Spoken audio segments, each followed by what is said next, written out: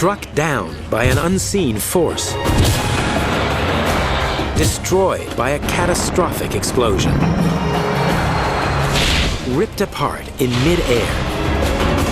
Scientists investigate the mystery of some of the world's worst plane crashes and search for the breakthrough that's made your next flight a whole lot safer.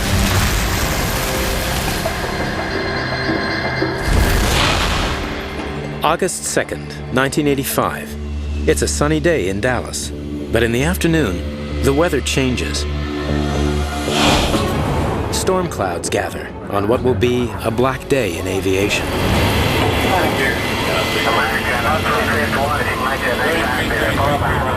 Around 6, a Delta Airlines Lockheed TriStar approaches Dallas-Fort Worth International Airport. The crew are in contact with air traffic control. The storm worsens, but not enough to alarm the crew.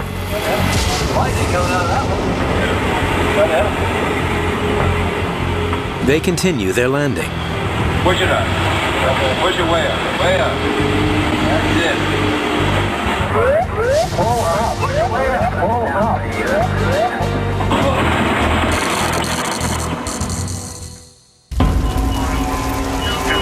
His wing hit the ground correctly right there, and he blew into flames. The death toll in that tragic Delta Airlines plane crash is now 131 dead.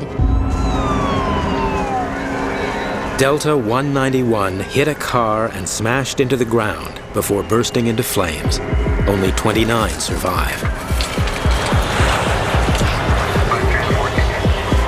In Washington, investigators from the National Transportation Safety Board rush for Dallas. Do you have any initial indications of what might have happened? No, we have none.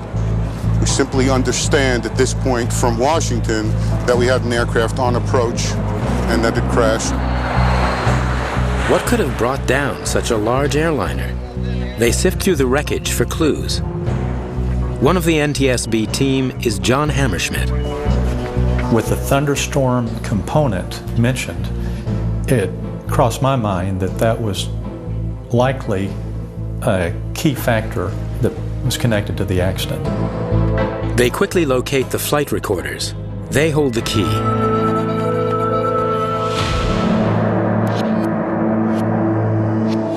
The flight data recorder shows that seconds before the crash, the pilot is battling for control. Inexplicably, the plane gathers speed. Then it slows down and plunges. Airspeed falls again, and the plane loses lift. It hits a field, strikes a car, and finally crashes into the airfield. Something beyond flight crew control of the airplane was at play here. And that's when the weather phenomenon was studied in great detail.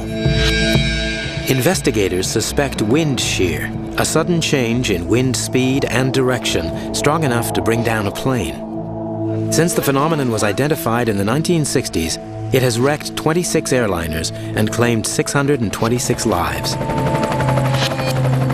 Just 3 years earlier, wind shear was blamed for 145 deaths when a Pan American plane crashed at New Orleans. To pilots like John Cox, the crash was a pivotal moment in aviation. I recognized, as the industry did, this needs to be about the last one of these. We've got to do something more than we've done in the past. Most major airports have wind detectors. Dallas has 5, but they failed to detect the wind change in time. Just as baffling, a few minutes before Delta 191 crashed, a smaller plane landed just fine. Since the 1970s, meteorologist John McCarthy has been studying a suspect, a deadly form of wind shear, a microburst. One of the scary things about a microburst is the speed at which it forms. Almost all the time, the aircraft immediately ahead of the accident aircraft encounters nothing.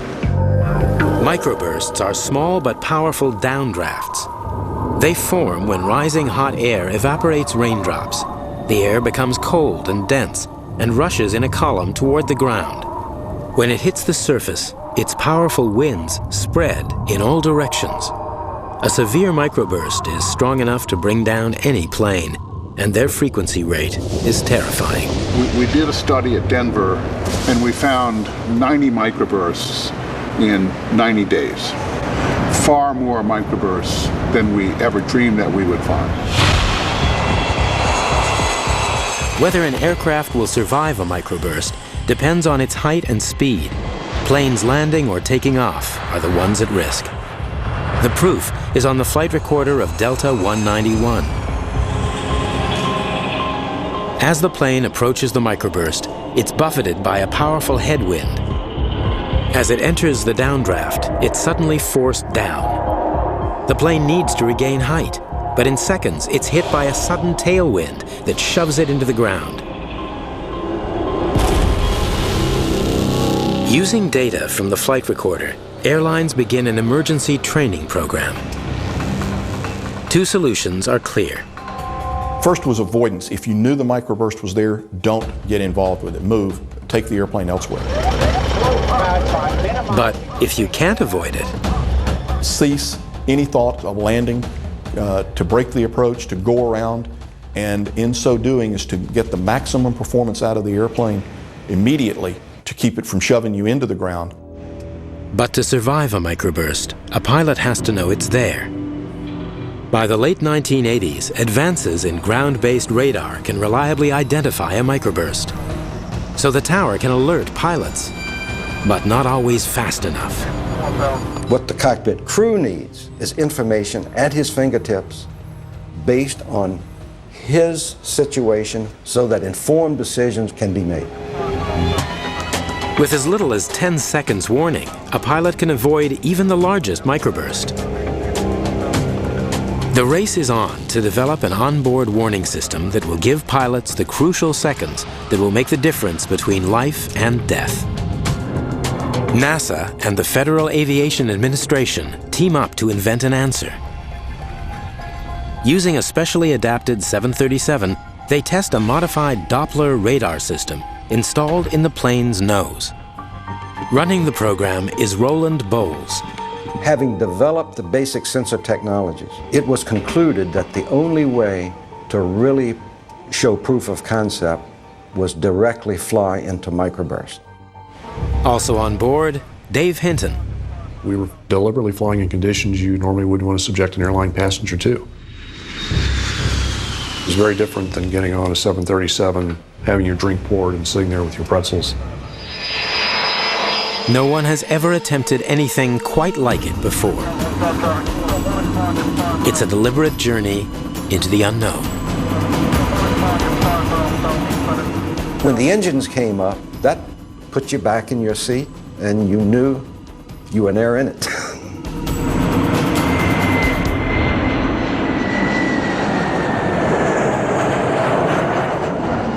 Over 2 years, the team from NASA flew through 75 microbursts to test the system.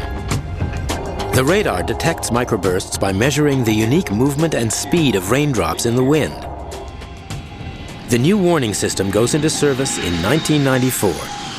Today, every airliner carries it. 1,500 feet. Check. 12 knots. Since its introduction, no airliner has been lost to microbursts. Even flight simulators are fitted with it. Wind shear ahead. Going around. Going around. Tower, Boeing 1. We had to go around because of a wind shear. Thousands of other people would be dead today if this work had not been done.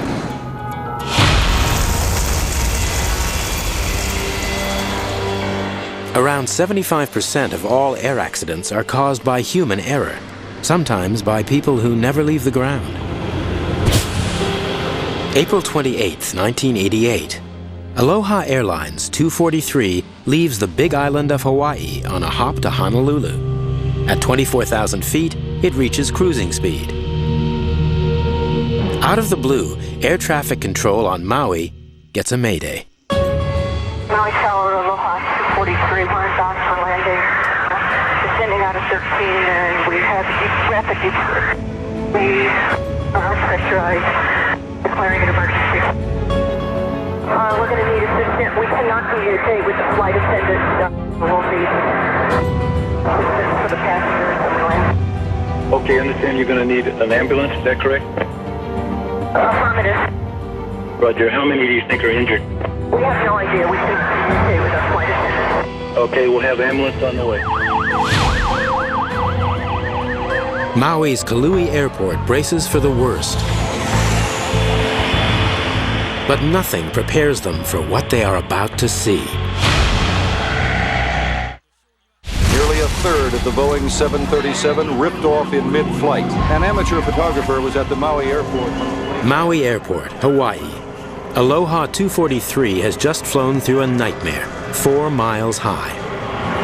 Without warning, an 18-foot section of the fuselage is ripped away in an instant, blasting passengers with 100-mile-an-hour winds. I just can't imagine having what used to be a window seat in that airplane, in those rows. That had to be just horrific.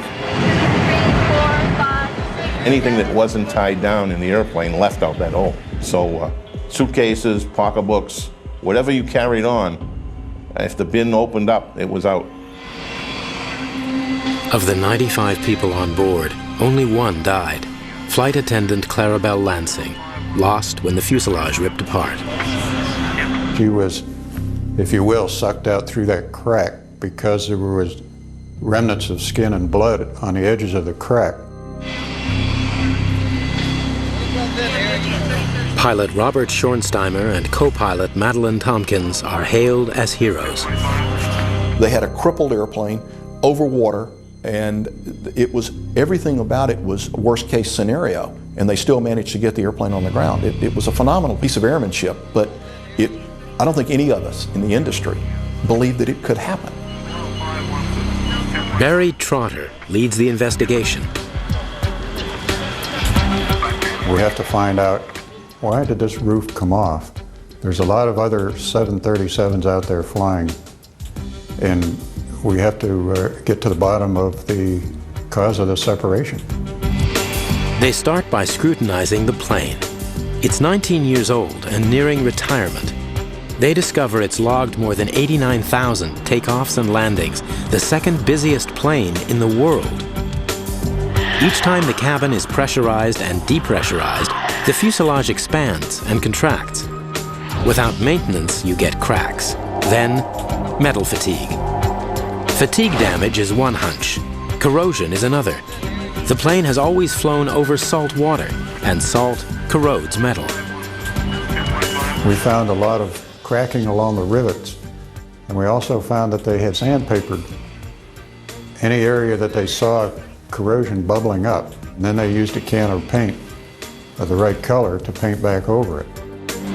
The NTSB find the ground crew should have repaired the corrosion.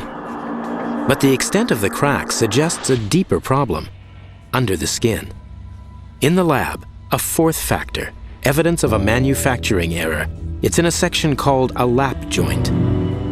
Lap joint is created when one big piece of the aluminum fuselage skin overlaps a second piece. It's held together by the epoxy in the scrim cloth and by these rivets. Boeing had identified a flaw in the epoxy in their lap joints. They issued a warning 6 months prior to the Aloha crash. The NTSB discovered Aloha had not repaired the fault. The bonding on Flight 243 had completely failed. You can see where the epoxy has disbonded and the scrim cloth now is separated from the underlying skin. When the adhesive fails in the lap joint, it increases the load on the rivets. This creates stress in the surrounding metal, which leads to cracking, then metal fatigue. This stress was unintentionally worsened by the plane's own construction. Each rivet was countersunk, the head of the rivet flush with the fuselage. But under the surface, the countersunk hole has razor-sharp edges vulnerable to cracking. Some cracks are visible, some not. With each flight, the cracks spread until one day they start to join up. Once the crack started to progress, it ran into another crack, which quickly ran into another crack. And so instead of having a little one that was 1/4 of an inch, now it just kept multiplying. Quarter, before you know it, you've got several feet. Aloha 243 truly died from 1,000 cuts.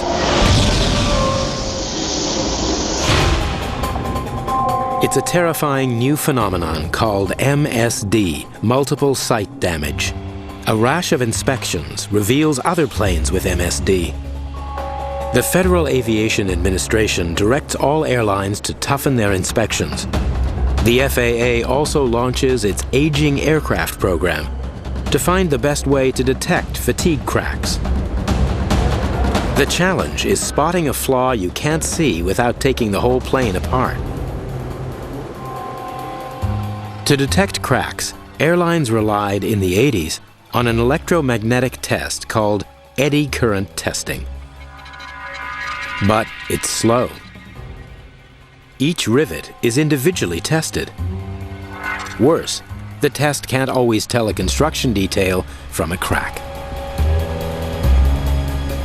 But a solution is already in the works. A machine built for the assembly lines can detect cracks in carbon fiber composites. After the Aloha accident, engineers struggled to modify the machine to detect cracks in metal and on planes already in service.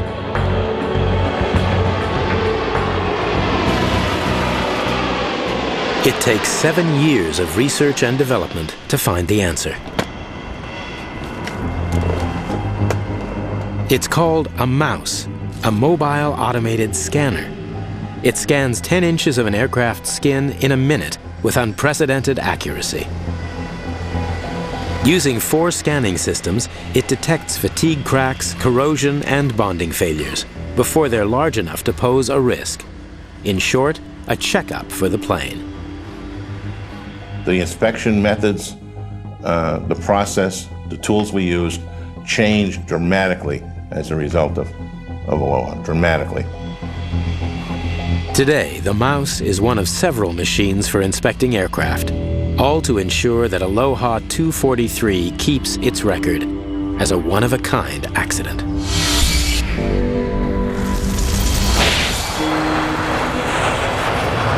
July 17th, 1996. It's a sweltering day at JFK Airport in New York.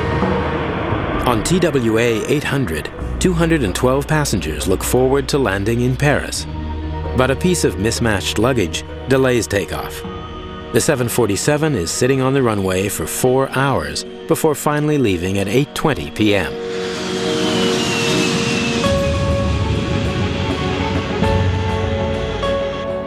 Minutes later, other pilots contact air traffic control with horrible news. We just saw an explosion out here at 5507. In a good position. We just had an explosion out there about 5 miles away, 6 miles away. We just saw an explosion there. It was about 16,000 feet or something like that. It just went down. The tragedy was witnessed all along the Long Island shore. An aircraft turned into a fireball that leaves a burning mystery. 12 minutes after leaving New York, a passenger jet explodes over the Atlantic. What you see in the water down there is what's left of that TWA flight that was bound for Paris from JFK. It is the burning wreckage from that plane. Turned on the TV and it was pretty horrific. Flames all over the ocean. I learned quickly it was a 747, so I knew automatically we had hundreds of dead people on our hands. I wasn't looking forward to going up there at all. Bob Benson and the NTSB team rush to the scene, but rumors get there first. People were talking lightning strikes, people were talking meteorite strikes.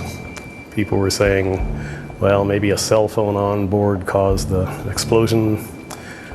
We had a lot of things we had to eliminate pretty quickly to kind of calm things down. All they know is the death toll. 230 people on board, and no survivors. The only good news, the wreckage lies just 100 feet deep, making the flight recorders easier to find. 7 days later, they raise the boxes and hopes for an early breakthrough.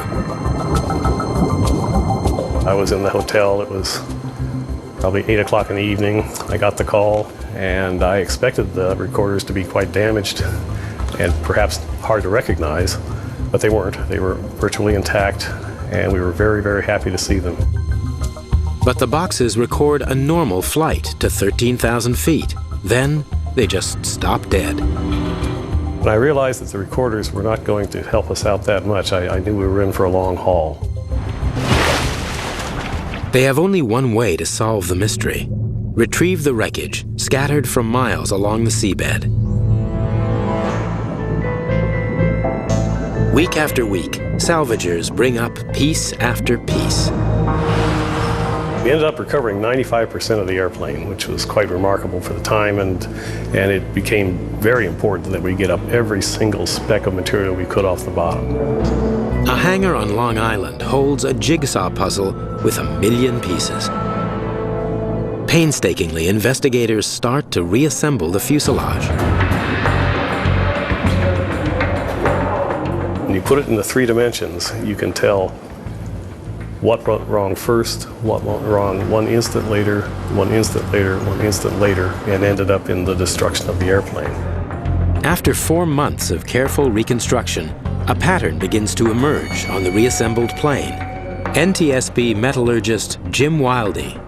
We were able to look at the fracture patterns in all these pieces right here to a position just in front of the wing front spar. And we could see how the front member of the fuel tank was pushed forward into the backside of the front spar. From this, we determined that the breakup of the airplane began here in the wing center section fuel tank.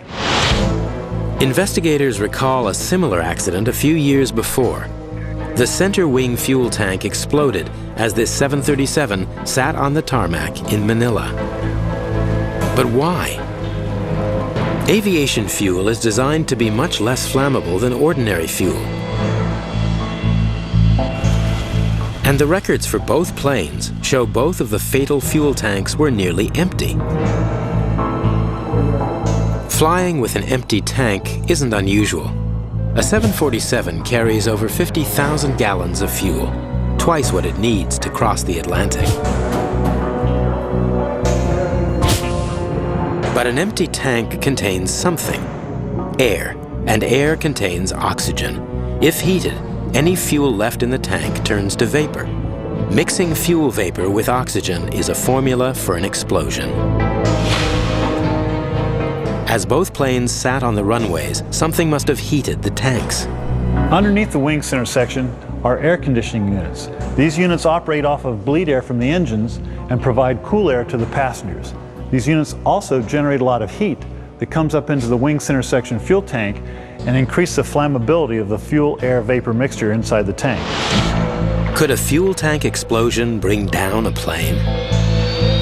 They test a model. Catastrophic, yes. But what could ignite the explosion? The NTSB's Bob Swaim has a theory. I kept coming down to the point where I couldn't avoid, and I almost had to say over and over, that it had to be electrically related. Inch by inch, Swaim examines miles of wiring. We had cracks in the insulation where the copper was exposed and we could have short circuits. We learned quickly that the condition of the wiring was pretty sad in that airplane. The final piece of the jigsaw, the wires leading to the fuel sensor inside the center wing fuel tank, are chafed. Once the copper is exposed, anything that's conductive could give you a bridge between 2 wires. It would have been like putting a spark plug into a highly flammable atmosphere and having that spark plug fire time and time and time again. Thousands of aircraft with empty fuel tanks fly every day. How to prevent another tragedy? To find out why TWA 800 exploded, investigators reconstruct the wreckage. They find that a spark in an empty fuel tank brought down the plane. How do you make a tank explosion-proof after most of the fuel is burned? Reduce the level of oxygen. It's called inerting.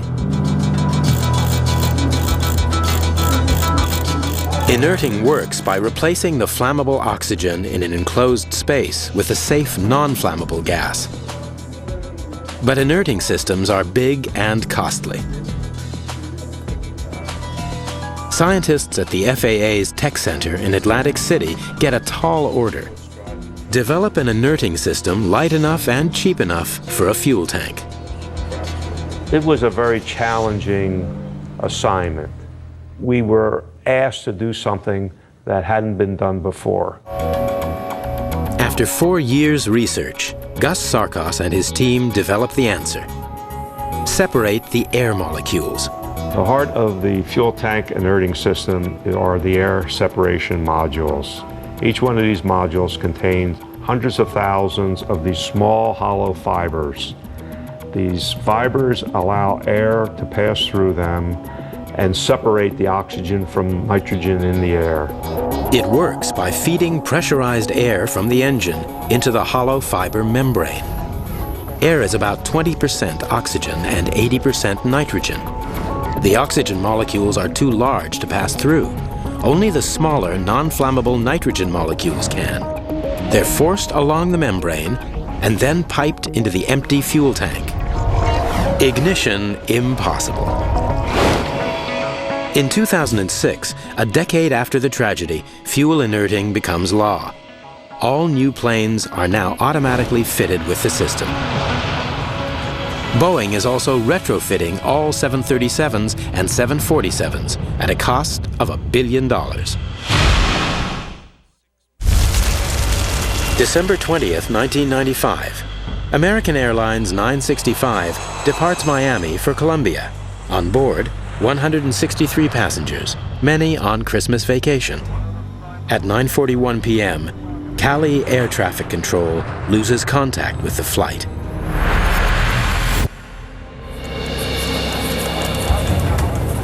At Cali Airport, anxious relatives wait for news.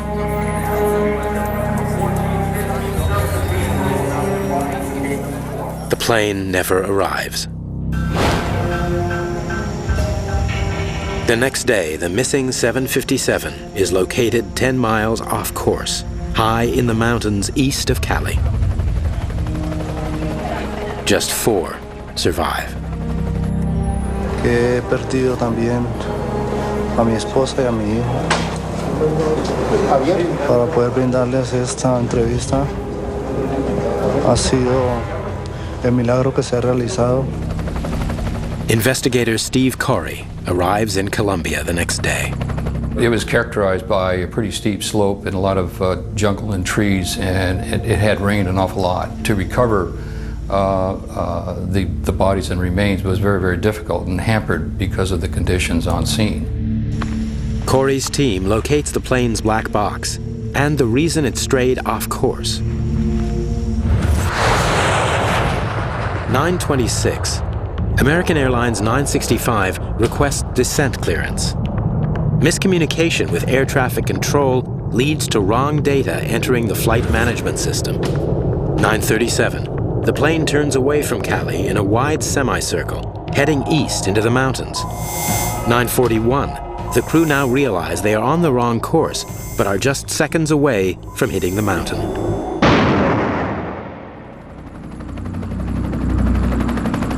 Such crashes are classified as controlled flight into terrain, or CFIT. The investigation soon determines this isn't a structural failure. There was nothing wrong with this airplane, and yet it flew into the ground. A perfectly good airplane flies into the ground. AA-965 is just the latest victim of controlled flight into terrain. In the 1960s, commercial flight soared, and so did CFIT accidents. Most were caused by pilots disoriented in bad visibility. They had no system to warn them they were about to crash. Deep landing, deep landing. Aviation engineer Don Bateman takes up the challenge. For 40 years, he's worked to make flying safer, ever since a CFIT accident hit close to home. I was always interested personally because I'd had a couple of colleagues from Boeing who had flown an airplane into a mountain. Bateman starts with technology developed in World War II. The radar altimeter gives pilots a vital piece of data, their height above the ground. It proved a lifesaver for bomber crews landing at night, often in bad weather. Using old technology, Bateman starts work on a new breakthrough. In 1970, he produces the world's first ground proximity warning system, GPWS. Bateman's system constantly measures altitude, then feeds the data to a computer. The computer compares the plane's altitude to its speed and rate of descent. If the plane descends too fast or the terrain suddenly changes, GPWS issues a warning to pull up. Boeing is the first manufacturer to install GPWS on all new aircraft. In 1974, the FAA made the system mandatory on all large aircraft. The result was about almost a magnitude drop in the frequency of these kind of mishaps. By 1995, all U.S. planes had been flying with GPWS for years. So why didn't it save Flight 965? American Airlines Flight 965 flies into a mountain in Colombia, despite an alert from the ground proximity warning system. They actually got a warning from the ground proximity warning system, as I recall, something like 15 seconds or so. And they reacted properly to that warning by pulling up the airplane, increasing power to max power and so forth to try to recover or climb the airplane. It was not enough. There wasn't enough warning. Just 100 more feet would have saved them. The crash shows the blind spot in GPWS. It only looks down, not forward. If the terrain ahead suddenly rises, GPWS can't warn the pilot in time. The system's inventor had spent years working on a solution. But to read the landscape ahead, Don Bateman needed global maps with unprecedented detail, maps that didn't exist. Or so he thought. The Soviets had been making terrain charts since about 1923. Even during World War II, they were doing this. And they were collecting data from all over the world. At the end of the Cold War, suddenly they began to sell this data. That unlocked some things I never even thought about. And so I talked my company into buying as much as we could. Bateman not only gets the terrain maps, he gets technology that can pinpoint a plane's position. The technology is another spin-off from the Cold War. In 1983, Korean Airlines 007 flew off course over Soviet airspace. It was shot down, killing 269 people. The incident convinces President Reagan to declassify a military navigation aid called the Global Positioning System, GPS. Finally, Bateman has all the pieces to save lives. Enhanced GPWS still uses a radar altimeter to read the ground below. Onboard GPS uses satellites to track the aircraft's exact position. Combining the position with the terrain data shows the pilot what's ahead and warns him if the aircraft is flying into danger. Terrain. Terrain ahead. Pull up. Terrain ahead. Here it is, in action over Arizona. The screen displays the surrounding terrain. Red represents ground higher than the aircraft. In bad visibility, the pilot may not know he's on a collision course with the mountain. The display warns him. If he ignores the screen, Terrain ahead. Terrain ahead. Terrain ahead. Terrain ahead. Terrain ahead. Terrain ahead. Way right. Bateman was perfecting this system when Flight 965 crashed. Suddenly when Cali happened, and a great interest started then to perhaps, because we could get, instead of 15 seconds with a warning, we could give like a minute of warning. A minute is a long time for an airplane. Terrain ahead. Terrain ahead. All U.S. registered aircraft that carry at least 6 passengers must also carry EGPWS. We have not had another control flight into terrain accident on aircraft with this technology on board. It is a great technology. It is an effective technology. And 95% of the airliners in the world have it today. Now in development, the next generation. A clear 3D view of the terrain, no matter the time or weather. Pilots won't even need to look out the window. It's all on the screen.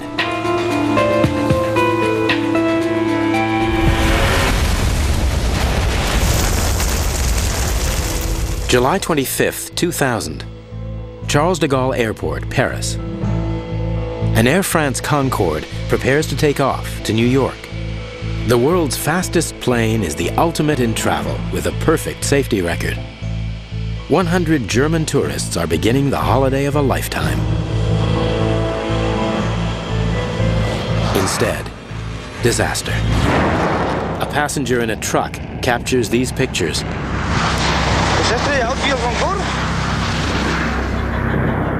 Seconds later, Flight 4590 crashes into the side of a hotel. Killing everyone on board. A Concorde, the plane with one of the best safety records in the world, crashes on takeoff.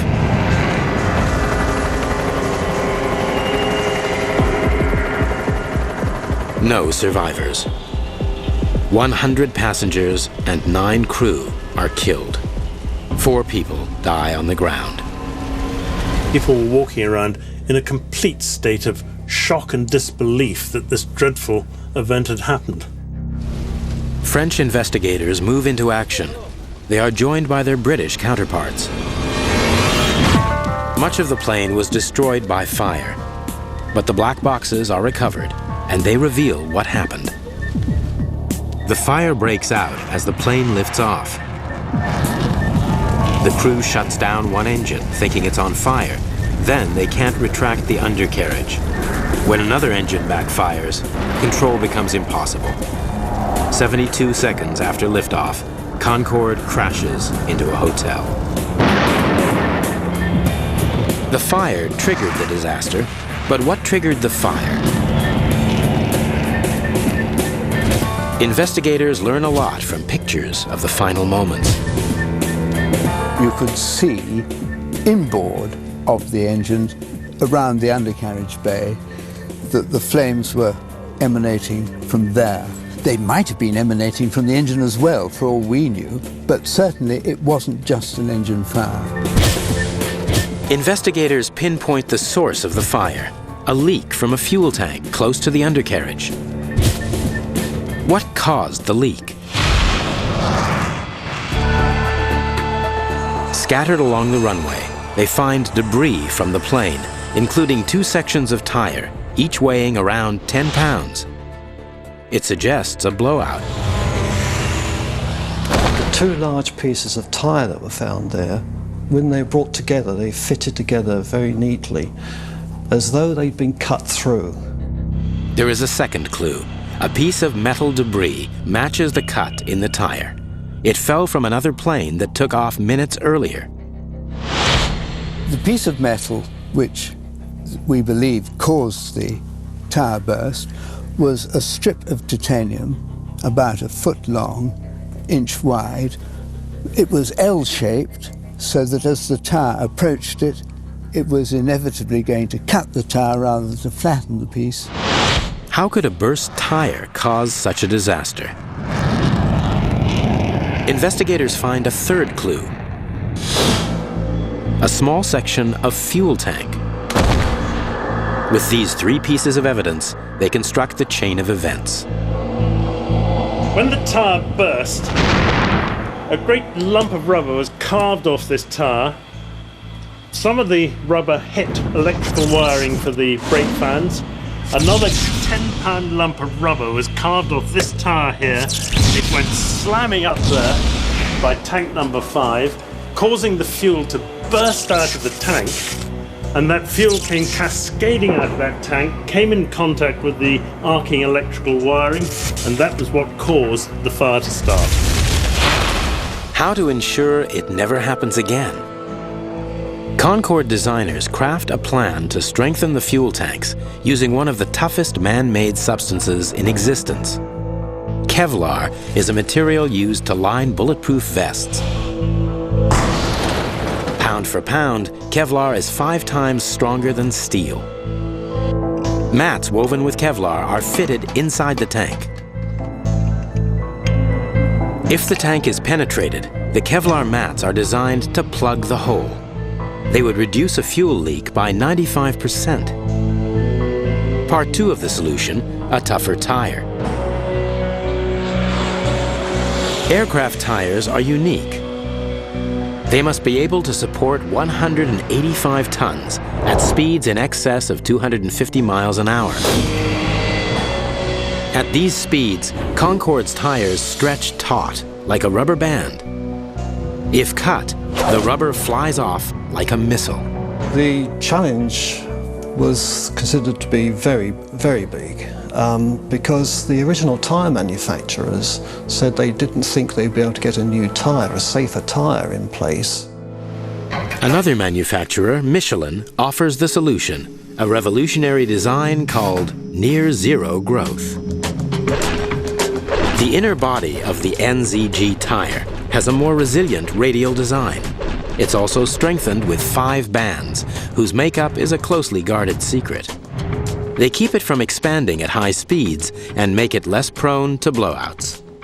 If you try and cut a stretched elastic band, it's very easy. If you try and cut a relaxed elastic band, it's relatively much more difficult.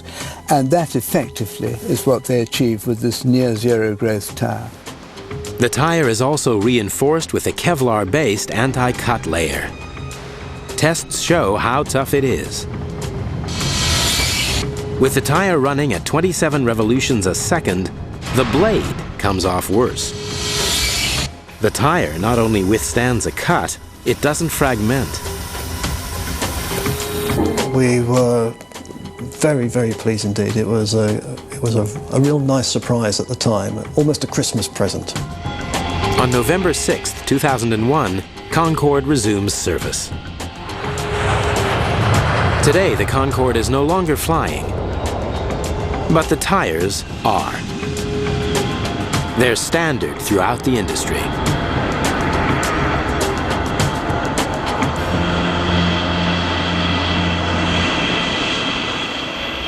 Today, decades of innovations safeguard passengers against wind, fire, fatigue, and blowouts.